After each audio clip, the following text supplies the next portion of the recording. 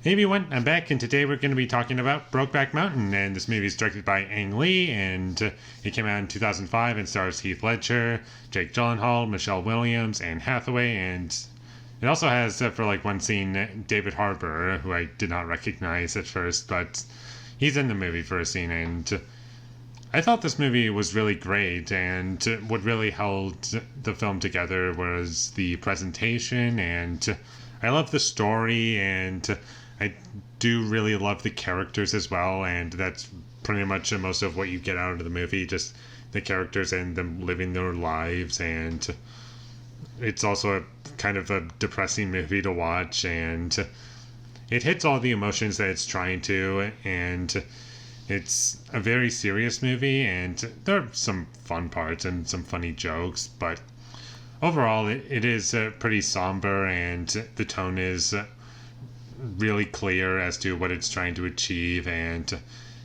that's what I love about it. It never falls into the trap of, oh, let's just throw in some humor like a Marvel movie and just stop everything. Instead, it just keeps going, and anything that would be funny just comes from the characters naturally, and it's not interrupt the plot for some jokes. It's just what they're saying is funny.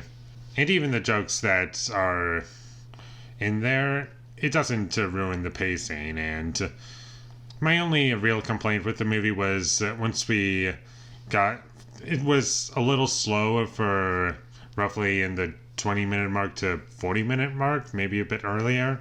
And that would be my only real issue with the movie. But aside from that, once we got past that point, it was pretty brisk, and I never felt as though it was dragging on for too long. And in any other movie, I would just be thinking, oh, come on, let's go. Let's get on with it. Let's get going. Come on, let's go. But in this movie, I somehow didn't feel that after that 40-minute mark. It was just that one section of the movie where it started to get really slow for me. And after that first year watching The Sheep, that's when the movie really got great for me. And from then on, that's really what I loved about it. And I loved the different paths our two main characters went on, and they don't see each other for like 4 years, and then eventually they do see each other, and a whole lot of drama comes from that because they're at different points in their lives, and there's a lot going on with the characters, and they're very interesting. And I really loved Heath Ledger and Jake Gyllenhaal. Those are the two main performances in the movie, and everyone else is great in the movie, but Heath Ledger in particular, I thought he was excellent. And Jake Gyllenhaal, he also does a great job, as he usually does. And I also like the idea for the story of not really having a villain in the movie.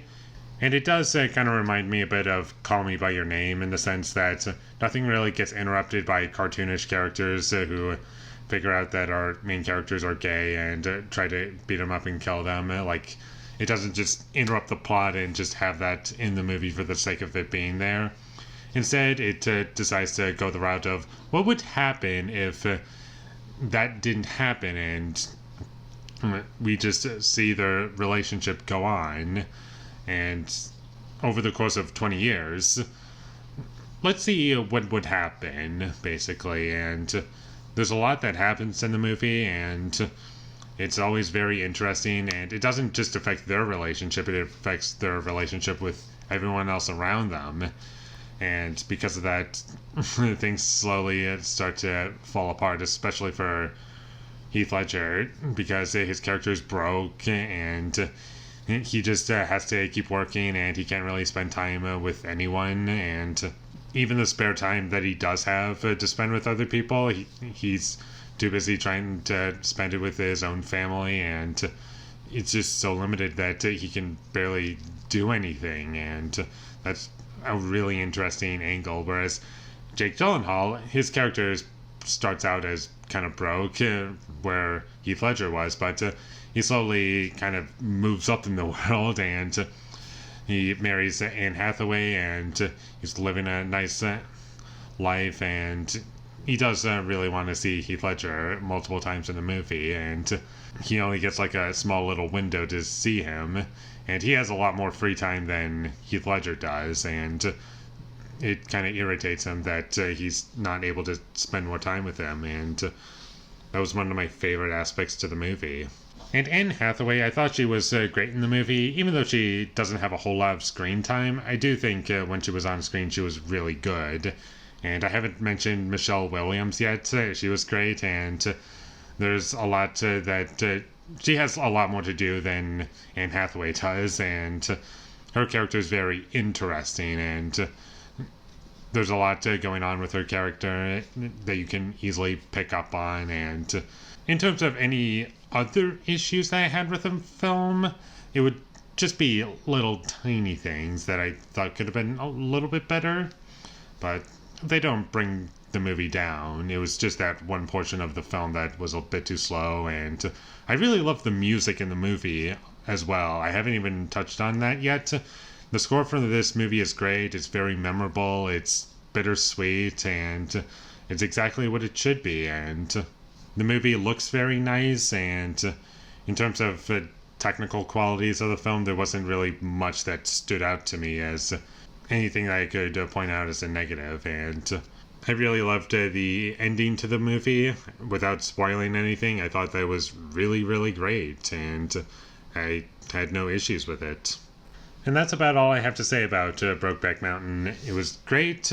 I really enjoyed it, and I really love the characters. I love the story and the drama, presentation of everything. The music is great, and it's an overall really great movie, and definitely check it out once you have the time. And with all that being said, I'm going to give Brokeback Mountain a 9 out of 10.